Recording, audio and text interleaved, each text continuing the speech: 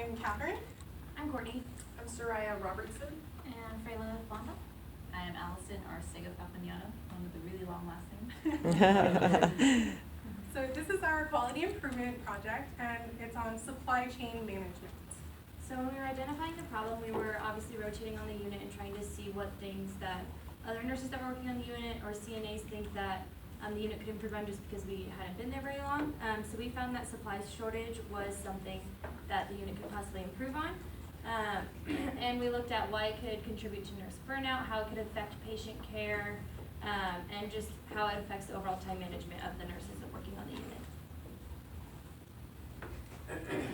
To help us assess the problem, we gave out a survey to 15 nurses and CNAs on the 4th floor, and we were just asking them about just what they thought the problem was and how they experienced it as part of their daily job.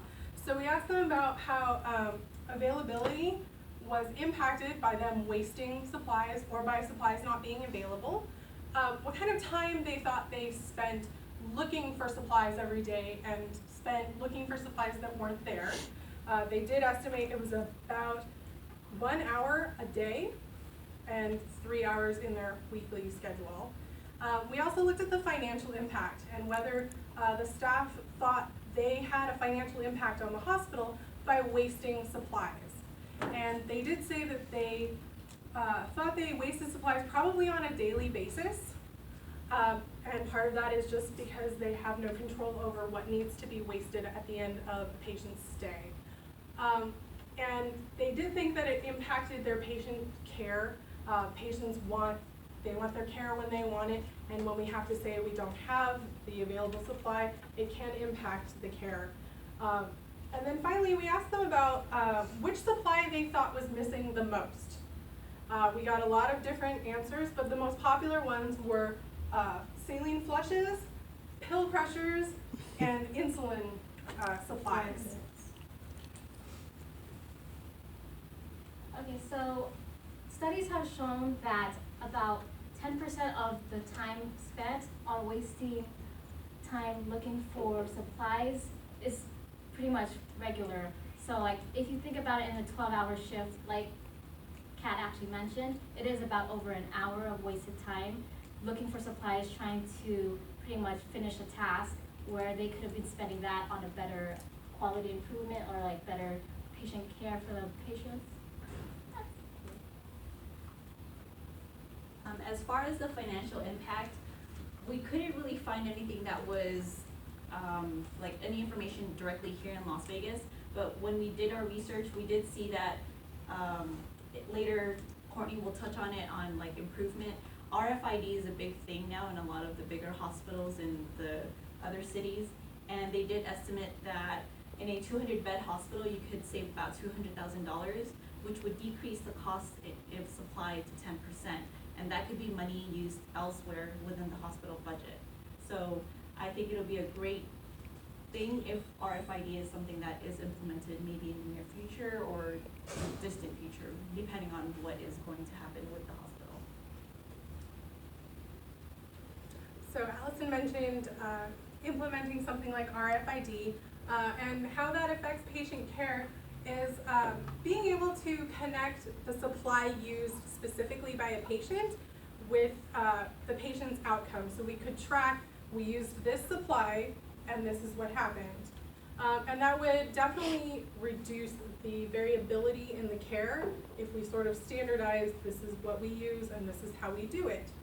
And in the long term, it would give us better access to, if a patient's, something we used for a patient was recalled, we can look it up based on the RFID and say, oh, we used this supply on this patient, we need to address this issue.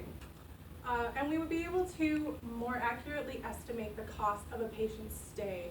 Rather than just guessing how much supplies we used and what that cost, we could specifically say, this is what it cost. And that would allow us to streamline our buying of supplies, which would cut down on standing in the supply room and going, I don't know which supply I need and where it is, which spends a lot of time, as we mentioned, and we could be spending that time with our patients providing care.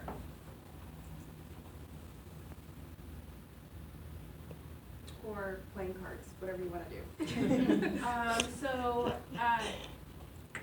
Supply management actually does contribute to nursing burnout. These were the three major effects that it had on the nurses specifically. So you have emotional exhaustion, which is the depletion of the employee's emotional resource, because stressful as it is, now you have to go searching for a normal saline bag. It's nowhere on the floor. Now you gotta go to a different unit, and then it wears down on you. Now, it starts off as emotional, then it turns into depersonalization, which is the effect of the emotional exhaustion, causing you to feel detached or dehumanized because nobody cares, because nobody's giving me the supplies I need to do my job properly.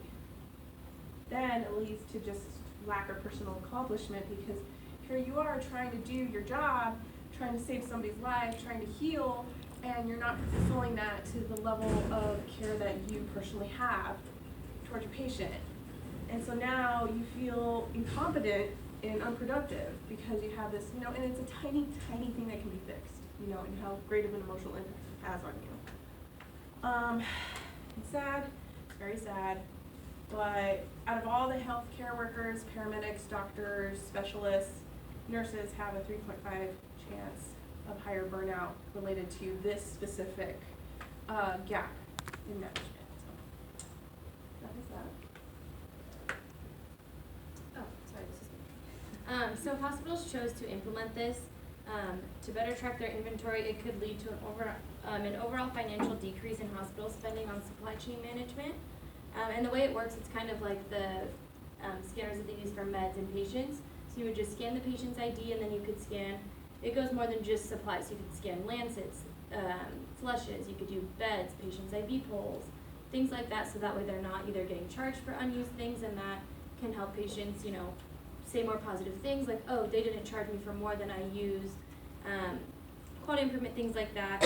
And the way it works is the scanner just transmits a signal to the computer, and it'll just register through your company, like the RFID company, and tell them, like, these supplies are low, this was used for this patient, and it tracks it according to their patient number. And so from the literature review and things that they found, Allison touched on it a little bit, but they found that a 200-bed hospital using RFIDs saved about $600,000 each year, because of decreased rentals, deferrals on new purchases, improved staff productivity, and enhanced quality improvement. Okay, so what we found out with the current policy, there's not really one that kind of specifies supply management, but we did know that you guys do adopt the policy of the single-use medical device reprocessing. So with that, this policy pretty much states that, like, once it's been used or even opened and unused, we have to reprocess it, which costs more money and more time. So, and then with that too, with the shortage, you'll see that nurses will be hoarding the supplies, which again, as it's there. So Not you guys, because you're angels. but it's there, the hoarding is there, and so like that also contributes to the shortage in the supplies. Yes, and based just on our observation this clinical semester, we've just noticed every Monday when we come in, there is a supply shortage in the clean supply utility closet. And we've heard, from nurses that supply management doesn't staff on the weekends.